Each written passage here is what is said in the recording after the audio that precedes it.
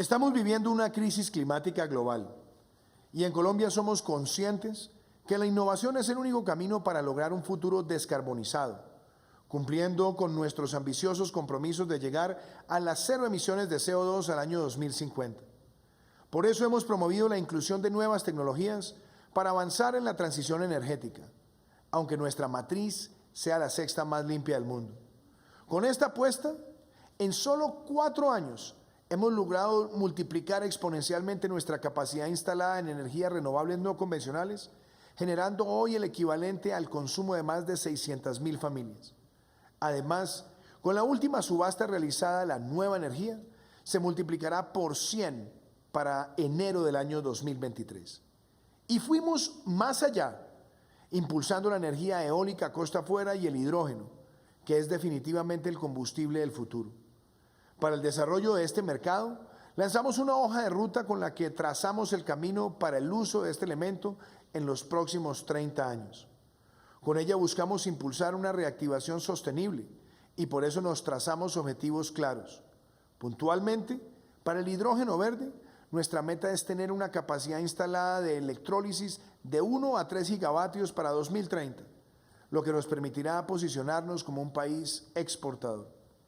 Esto, gracias a los importantes recursos que tienen lugares como La Guajira, al norte del país, donde tenemos un alto potencial renovable de al menos 25 gigavatios de energía eólica en tierra y 45 gigavatios de energía solar. Y también a nuestra privilegiada posición geográfica, que permitirá que la producción pueda llegar a mercados de Asia, Europa y Estados Unidos.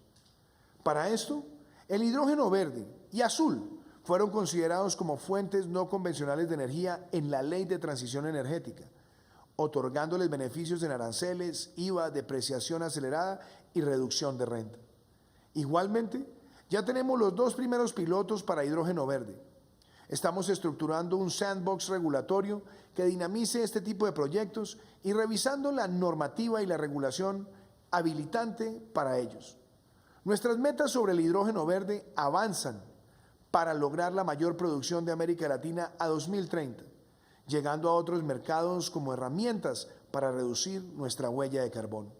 Y sobre todo, es con hechos, como la visión de una Colombia sostenible está en marcha.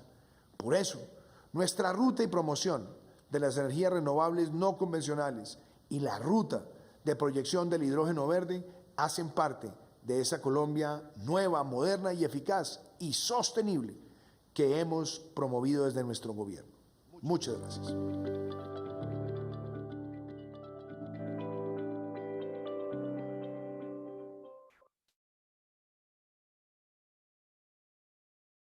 Very much, Mr. President. Now, I now invite Diego Mesa, the Minister of Mines and Energy from Colombia, on stage, and you can elaborate on your president. Have a seat, please.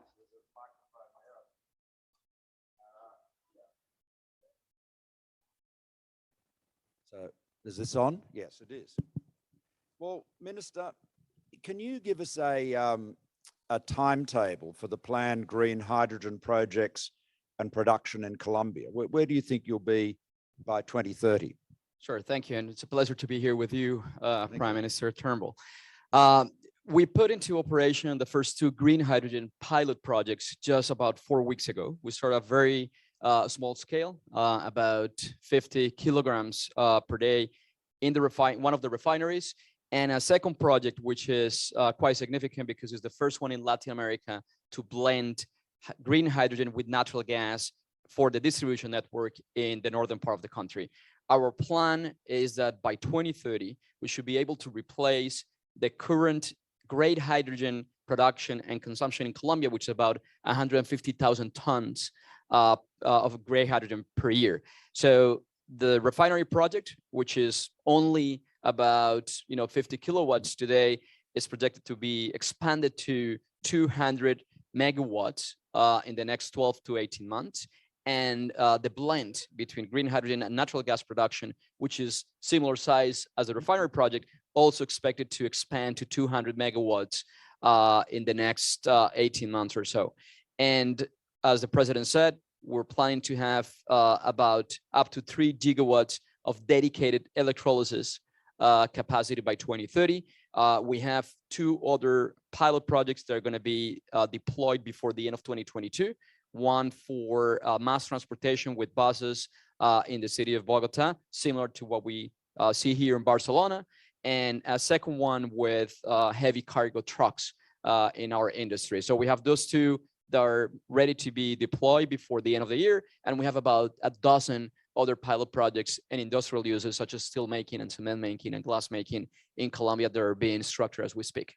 Tell me, Minister, the source of the renewable electricity for the green hydrogen plants that you have is what is that? Is that solar or wind or hydro? So we started with solar. We're deploying very, very fast, both wind, onshore, and solar. The president mentioned in his speech, in just 4 years, we've been able to multiply our installed capacity of solar and wind by 100 times. Right. We started from a very low base. We started from about 28 megawatts. We're now awarded projects that are worth 2.8 gigawatts. But about 2 weeks ago, we launched our offshore wind roadmap. Our resources are quite significant offshore wind. We have wind speeds that are about 13 meters per second, which is probably, the highest around the world. And because of our location, which is close to the equator line, we don't have seasons. We can have offshore wind production capacity of 70%. So it's very similar to large hydro in Colombia. Colombia's electricity matrix right now is in any given day about 80% renewable because we have large hydro and the uptake now in wind and solar. So the future for us is both offshore wind and green hydrogen in the next 5 to 10 years. How do you see the cost competitiveness of green hydrogen versus so-called gray hydrogen in Colombia? And I think that's, it's going to be the game changer for Colombia. In our roadmap, we've launched in September last year before the pilots, we expect green hydrogen to be able to compete with gray hydrogen by 2027 and definitely become more competitive than gray hydrogen by 2029. Right. What we're forecasting is by that time in Colombia for the domestic off-takers, we can have about $1.7 per kilogram of green hydrogen. Obviously, we also depend on, what's happening with carbon tax. We have, very small price for carbon tax at the moment, which is set to increase over the next couple of years. And that definitely is going to make green hydrogen competitive. But the price of our electricity is very competitive.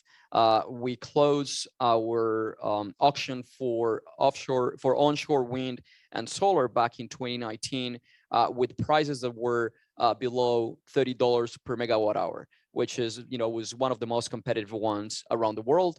And with the deployment that we're seeing, we expect this trend to, continue to make electricity more competitive. Well, that's great news. Just finally, of the policies that we've heard the president just describe, which one do you think will be most important in scaling up green hydrogen production and use? So our approach has been always to have investment-based tax incentives. So we want to make sure that Colombia is one of the most attractive countries to develop green hydrogen production. First for domestic off-takers, but eventually, obviously, our target is to be able to export. So some of the incentives that we included in the energy transition law that we passed last year includes, for example, an uplift of 150% on investments made on renewables, but also on green hydrogen. So if you were to invest $100, you're able to deduct $150 from your tax bill. We've also exempted VAT, other domestic business taxes for local production, and we've created an accelerated depreciation regime just 3 years. So, we don't have the luxury as my colleague Jennifer Granholm to offer multi-billion-dollar grants. We need to make sure that we work with the policy tools that we have, but given the quality of the resource in Colombia, the price of electricity in Colombia, and thirdly, the geographic location, which we have access to both Atlantic and the Pacific Ocean, and that we're going to be, have shorter distances to the main market for hydrogen, green hydrogen in Europe and in Asia. Colombia definitely will be on the map to export in the very short term. Well, thank you very much. Thank you, Minister, and please convey our appreciation to the President for his virtual but very lively participation in this conference. Thank you very much. It's a pleasure to be here. Looking forward to the discussions over the next